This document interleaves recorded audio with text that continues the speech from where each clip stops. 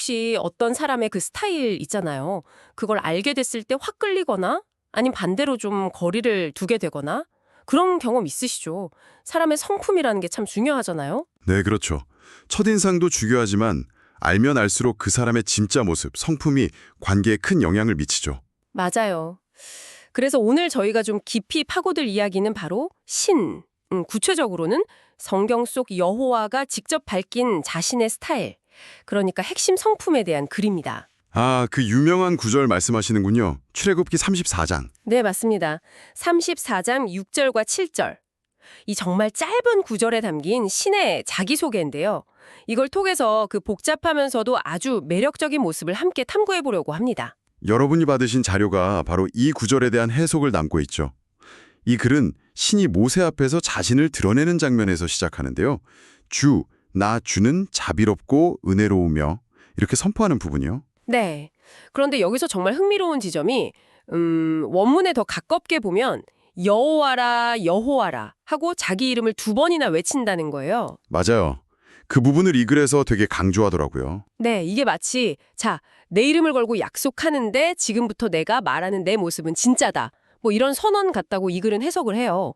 그만큼 뒤에 따라오는 성품 설명에 무게를 싣는다는 거겠죠? 그렇죠.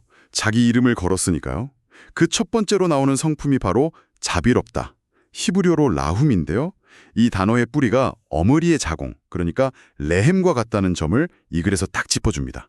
어머니의 자궁이요. 아, 네, 그러니까 단순한 동정심, 이걸 넘어서 마치 어머니가 뱃속 아기를 감싸 안듯이 정말 본능적이고 깊은 보호, 긍휼, 그런 걸 의미하는 거죠. 굉장히 강렬한 이미지예요. 와, 정말 그렇네요. 어머니의 품이라니 그 깊이가 확 느껴지는 것 같습니다. 그럼 이어서 나오는 은혜롭다 한운. 이건 어떤 의미로 설명하고 있나요? 한우는요, 그야말로 받을 자격이 없는 대상에게 아무 조건 없이 그냥 베푸는 호의, 선물, 이걸 뜻해요. 조건 없는 호의? 네, 그래서 이 글을 쓴 분이 그 낯선 사람한테 예상치 못한 친절을 받았던 개인적인 이야기를 예로 들잖아요. 아, 네네. 그게 바로 이 지점인데, 아, 내가 뭘 잘해서가 아니라 그냥 주어진 선물이구나. 이게 바로 한운이구나 하고 딱 깨달았다는 거죠. 우리의 어떤 상태나 자격과는 상관없이 먼저 다가오는 호의, 그게 한운의 핵심이라고 설명을 합니다. 혹시 여러분도 삶에서 이런 예상치 못한 선물을 받은 듯한 그런 순간 떠올려 보실 수 있지 않을까요? 그런 조건 없는 호의, 한운에 더해서요. 이 글은 신의 또 다른 중요한 면모를 강조하는데 바로 관계에서의 꾸준함입니다. 한결같은 사랑과 진실이 풍성한 하나님. 이 표현에서 딱 드러나죠. 네, 여기서 한결같은 사랑으로 번역된 단어가 헤세드인데 이게 단순히 그냥 따뜻한 감정, 그런 것 이상이에요. 그런가요? 네, 고대 근동에서 계약 관계에서 쓰이던 언약적인 충성심에 더 가깝다고 봐야 해요. 한 번 맺은 약속은 무슨 일이 있어도 지킨다. 이런 끈끈하고 변치 않는 헌신, 이걸 의미하죠. 언약적 충성심? 네, 이게 왜 중요하냐면 관계의 안정성 또 예측 가능성을 보장해주기 때문이에요. 그리고 그 옆에 진실로 번역된 에메트는 이런 헤세드를 딱 뒷받침해주는 견고함, 성실함, 변하지 않은 이런 걸 뜻하고요. 아, 그러니까 헤세드랑 에메트 이 두 가지가 합쳐져서 신뢰할 수 있는 변덕스럽지 않은 관계를 약속하는 그런 성품이다 이런 거군요. 그렇죠. 근데요, 성경을 읽다 보면 가끔 신이 막 후회하시거나 마음을 바꾸시는 것처럼 보이는 그런 구절들도 있지 않나요? 이건 어떻게 봐야 할까요? 아, 그 좋은 질문이십니다. 이 글에서도 그 부분을 다루는데요. 그런 표현들은 신의 본성이 변덕스럽다 이런 의미가 아니라고 봐요. 그럼요. 그보다는 인간이 이해할 수 있는 언어로 신의 어떤 반응이나 행동의 변화를 설명하려는 일종의 인간적인 표현, 엔트로포모피즘으로 해석을 합니다. 그러니까 한 번 선택하고 약속한 대상에 대한 근본적인 헤세드, 그 마음 자체는 변하지 않는다는 거죠. 아하, 표현 방식의 문제이지 본심은 변치 않는다. 네. 물론 여기에는 오래 참고 기다리는 인내만 있는 건 아니에요.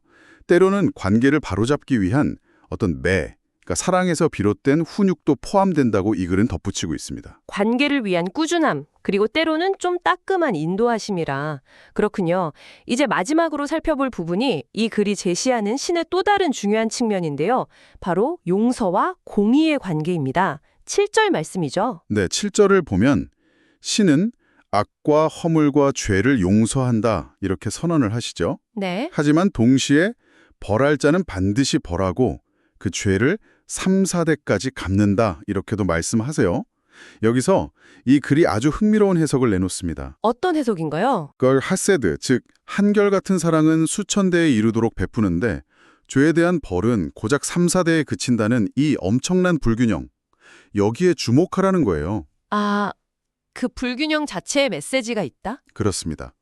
처벌의 공의도 분명히 존재하지만 그게 수천 대에 이르는 자비와 사랑에 비하면 훨씬 제한적이라는 이 사실 자체가 역설적으로 신이 얼마나 복주고 관계 맺기를 간절히 원하는지를 보여준다는 해석이죠. 와, 그 관점은 되게 신선한데요. 예. 그러니까 심판보다는 구원과 회복 쪽에 훨씬 더 무게중심이 쏠려 있다. 이렇게 볼 수 있는 거예요. 공의를 행하시지만 그보다 더 크고 깊은 것은 결국 사랑과 용서다. 이런 메시지로 읽을 수 있습니다. 자, 정리를 한번 해보면요.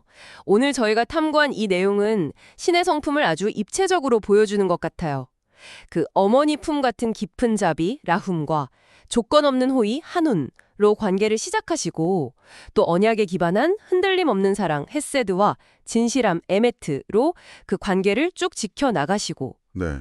그러면서도 잘못이 있을 때는 용서하시지만 동시에 책임이라는 공의, 미시파트를 외면하지 않으시는 그런 복합적인 모습으로 그려지고 있습니다. 결국 이 모든 성품이 관계를 향하고 있다는 느낌이 드네요. 맞아요. 정확히 보셨습니다. 그래서 이 글은 마지막에 이러한 신의 성품을 깊이 깨달은 모세가 즉시 땅에 엎드려 경배하면서 자신과 백성의 문제를 신께 온전히 맡겼던 것처럼 우리 역시 삶의 여러 문제들 앞에서 이 신의 성품을 신뢰하면서 나아가도록 권유하고 있는 거죠. 신에 대한 이해가 결국 삶을 살아가는 태도로 이어질 수 있다? 네, 바로 그겁니다. 그럼 마지막으로 이 질문을 여러분께 던지면서 마무리할까 합니다. 이처럼 어떻게 보면 무한해 보이는 사랑과 은혜, 그런 게 동시에 존재하는 책임과 공의라는 어찌 보면 좀 상반되어 보이는 이 두 측면을 함께 가진 신의 성품에 대해 생각해 보는 것이요. 여러분 자신의 인간관계 방식이나 또 삶에서 책임을 이해하는 관점에 혹시 어떤 새로운 성찰이나 질문을 던져주지는 않나요? 한 번쯤 곱씹어 볼 만한 질문인 것 같습니다.